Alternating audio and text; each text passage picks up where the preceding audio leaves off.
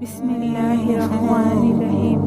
হযরত নবী করিম সাল্লাল্লাহু আলাইহি ওয়াসাল্লাম ইরশাদ ফরমাইয়াছেন, বনী ইসরাইলের মধ্যে সর্বপ্রথম অধঃপতন এইভাবে শুরু হইয়াছে যে, এক ব্যক্তি অপর ব্যক্তির সহিত সাক্ষাতের সময় কোনো অন্যায় কাজ করিতে দেখিলে তাহাকে নিষেধ করিত ও বলিত, দেখো, আল্লাহকে ভয় করো, এরূপ করিও না।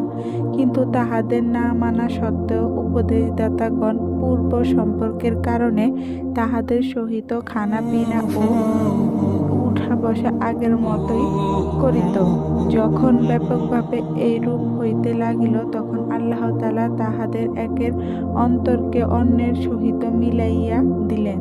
অর্থাৎ নাফরমানদের অন্তর যেরূপ ছিল, তাহাদের সহিত সম্পর্কের কারণে নেক লোকদের অন্তরও ঐরূপ করিয়া দেওয়া হইল। তারপর হুজুর সাল্লাল্লাহু আলাইহি ওয়াসাল্লাম ইহার সপক্ষে কুরআনের আয়াত তিলাওয়াত করিলেন। ফাযিকুনা লুইনাল্লাযিনা কাফারু পর্যন্ত। অতঃপর হুজুর সাল্লাল্লাহু আলাইহি ওয়াসাল্লাম খুব জোর দিয়া হুকুম করিলেন যে, তোমরা সৎ কাজে আদেশ ও অসৎ কাজে নিষেধ করিতে থাকো, জালেমকে জুলুম হইতে ফিরাইতে থাকো, তাহাকে সৎ পথে টানিয়া আনিতে থাকো। তারগীব, আবু দাউদ, তিরমিজি।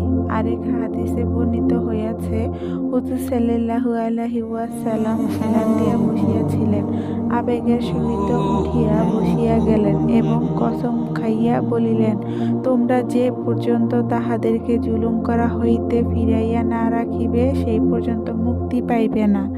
অন্য এক হাদিসে বর্ণিত হইয়াছে, হুজুর সাল্লাল্লাহু আলাইহি ওয়াসাল্লাম কসম খাইয়া বলিয়াছেন, তোমরা সৎ কাজে আদেশ ও অসৎ কাজে নিষেধ করিতে থাকো, জালেমকে জুলুম হইতে ফিরাইতে থাকো এবং সত্যের দিকে টানিয়া আনিতে থাকো, না হয় তোমাদের অন্তরকে ঐরূপ মিলাইয়া দেওয়া হইবে যেরূপ তাহাদের করিয়া দেওয়া হইয়াছে।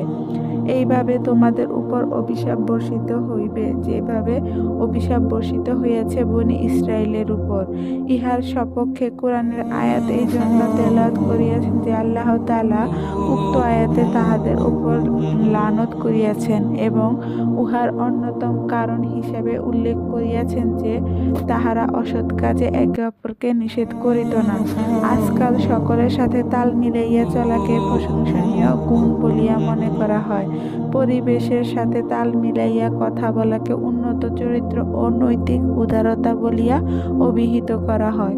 অথচ ইহা সম্পূর্ণ ভুল। বরং যে ক্ষেত্রে সৎ কাজে আদেশ ইত্যাদি ফলদায়ক হইবে না বলিয়া নিশ্চিতভাবে জানা থাকে, সেই ক্ষেত্রে হয়তো চুপ থাকার কিছু অবকাশ থাকিবে, কিন্তু হার সাথে হা মিলানোর অবকাশ নাই। আর যে ক্ষেত্রে ফলদায়ক হইতে পারে, যথা আপন সন্তান, পরিবার পরিজন ও অধীনস্থদের ক্ষেত্রে, অন্যায় দেখিয়া চুপ থাকাকে কিছুতেই চারিত্রিক উদারতা বলা যায় না। বরং যে চুপ থাকিবে, সে শরীয়ত ও সমাজ উভয় দৃষ্টিতেই অপরাধী।